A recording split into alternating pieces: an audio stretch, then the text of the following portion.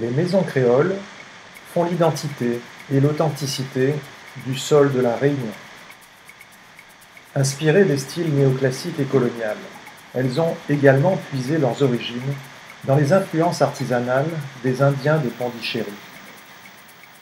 Quoique les cases créoles et leur construction avec lambrequin, varangue et guétali soient typiquement réunionnaises, la technique du bardeau ne l'est pas. Il s'agit de petites planchettes de bois, clouées sur l'essentage de planches par assemblage. La technique est efficace, aussi bien sur les murs que sur les toits. Elle donne à l'ensemble de la case créole une unité parfaite.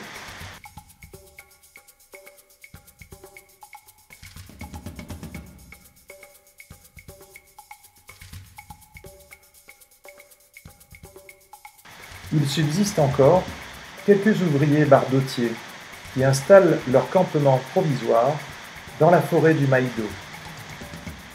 La forêt de tamarin, arbre de la famille des acacias, endémique de l'île de la Réunion, fournit un très beau bois d'exploitation. Le tamarin à abattre sera désigné par un agent de l'Office national des forêts. Dès lors, la fabrique de bardeaux peut commencer. Ils sont fabriqués à partir de bois ronds, d'un diamètre inférieur à 20 cm. Pour biseauter 1000 bardeaux, il faut environ 1 mètre cube de bois avec 50% de perte, car le bardeau n'est tranché que dans la partie dure. Le choix du bois est primordial. Le sens du fil doit être respecté. C'est lui qui permet d'obtenir une imperméabilité parfaite. Les troncs de bois sont stockés, puis débités à la tronçonneuse. Ces billes de tamarin sont coupées en rondelles de 30 cm dans le sens de la longueur.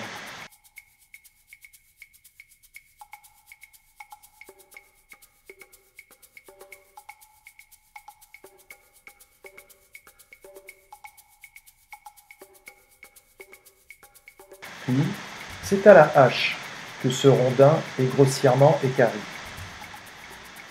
Les planches sont ensuite tranchées au fendoir, outil traditionnel constitué d'une lame d'acier. Le geste doit être vif et répétitif. Le bardotier tient la pièce de bois dans la main. Il fait entrer la lame, puis, d'un geste sec, cogne sur un billet. Une planchette de 1 cm se détache et donne naissance au bardeau.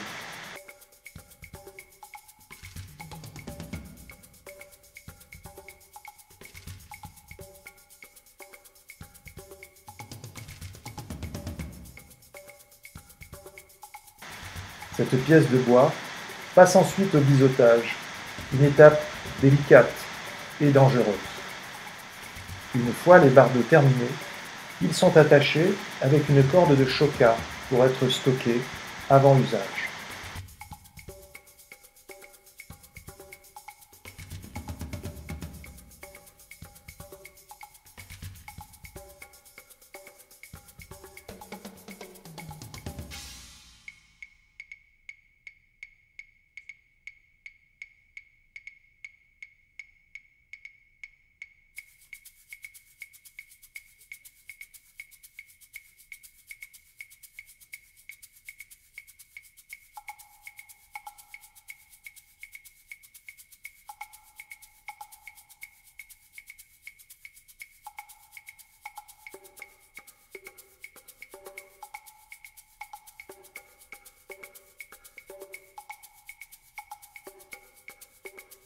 Dans les années 70, Jacques Lougnon, propriétaire forestier des Hauts de l'Ouest, était le seul artisan à vendre encore du bardeau fendu à la main dans la forêt.